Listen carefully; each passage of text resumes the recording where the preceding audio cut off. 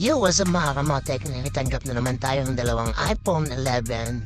Ang issue nito is maikli na yung mga battery health, 72, tapos yung isa is nasa 74.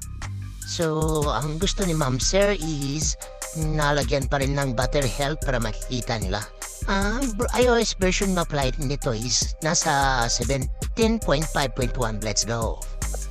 Okay mga kamatik, ipapakita ko sa inyo kung paano mag-battery health ng iPhone 11. So, ang iPhone 11 nga pala mga kamatik is kailangan siya i-program tapos ilipat yung original na battery flex ng iPhone 11 sa bagong battery.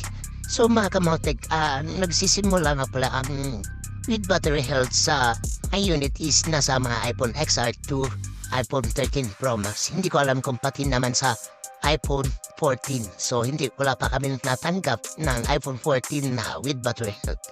So, ito na pala mga kamotik, papakita ko sa inyo. So, binabaklas ko na yung battery. Ang mga kamotik, ito nga pala yung original battery. So, lagyan natin ng liquid pang malambot siya. Matanggal natin yung lumang tape ng battery ng iPhone 11. So, tinatanggal na natin mga kamotik. Ito nga pala yung proseso mga kamotik. Second step ng proseso mga kamotik is kailangan natin siyang gupitin at tanggalin yung original para upang malipat na natin sa bagong battery.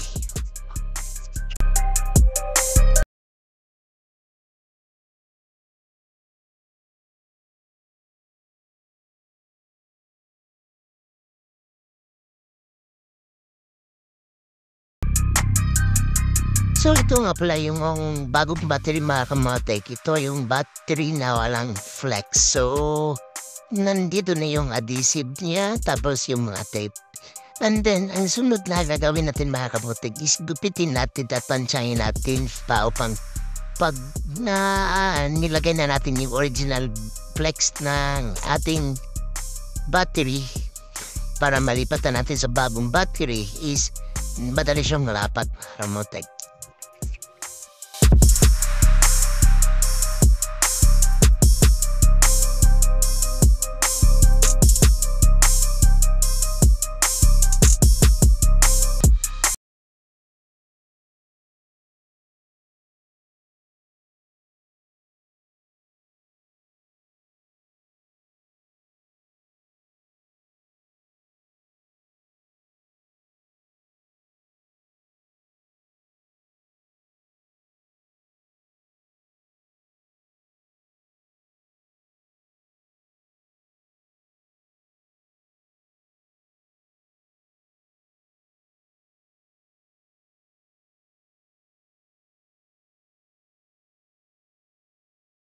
Ayan, gamit natin na tools, magic tools upang ma-program natin at ma-edit natin yung battery health at yung charging times.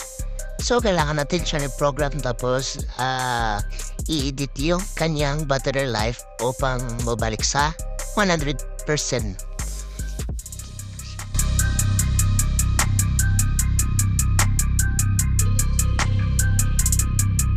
So, ayun na mga kamatik. Tapos na tayo mag-program sa ating iPhone 11. So, sinisit up na natin mga kamatik.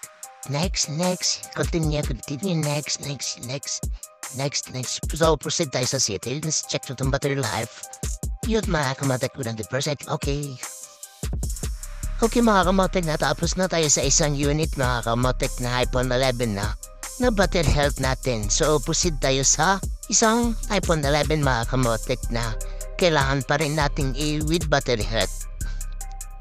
Ito mga kamotik, pinapagita ko sa inyo kung paano yung proseso ng pag-battery health ng iPhone 11 XR2, iPhone 13 Pro Max. So, yun.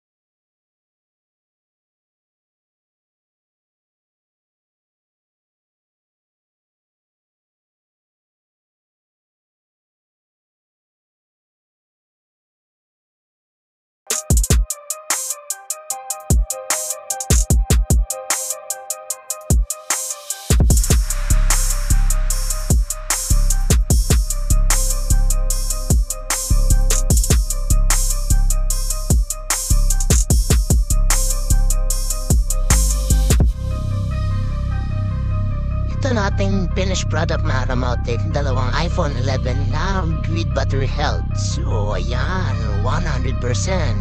Salamat sa inyong paninood mga kamote. Bye-bye.